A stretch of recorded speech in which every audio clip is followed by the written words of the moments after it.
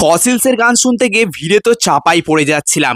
এত লোক হয়েছে কল্পনা করতে পারবে না। আজকে আমাদের বর্ধমানে ফসিলস আসছে আর আমরা এখন যাচ্ছি বর্ধমানের মাঘ উৎসবে। গাড়িটা একটু দূরেই রাখলাম, না হলে তো ঢুকতেই পারতাম না মেলাতে। আর এখানে এসে যা ভিড় দেখলাম আমার তো ভয় লাগছিল। এত আশা করে আমরা এলাম, কিন্তু ব্যাপারটা হচ্ছে আদৌ কি আমরা শুনতে পাবো সেটা নিয়েই চাপে ছিলাম। যা লোক ছিল, তবে যাই হোক স্টেজে কিন্তু পারফরমেন্সটা হেভি হচ্ছিল। এখনো ফসিলস এর পারফরমেন্সের দেরি আছে, কিন্তু তার আগে যেসব পারফরমেন্স গুলো হচ্ছিল ফাটাফাটি। আর লোক দেখতে পাচ্ছ তো, এখনই দেখো প্রচুর লোক। স্টেজ থেকে তো আমরা অনেক দূরে ছিলাম, আর এত লোক হবে আমি তো ভাবতেই পারিনি। তবে এখন মনে হচ্ছে ফসিলস কে দেখতে এসে চাপা না পড়ে যায়। আর প্রায় 1-1.5 ঘন্টা অপেক্ষার পরে সেই সময় চলেই এলো যখন বাংলা রক শুরু করে দিল গান। সবাইকার ক্রেজ দেখার মতন ছিল, সবাই তো তাদের ফোন বের করে এখন ভিডিও করতেই ব্যস্ত। তবে এর মধ্যেই ঘটে গেল বেশ কিছু দুর্ঘটনা, সেটা তোমাদেরকে পরের পার্টে বলবো।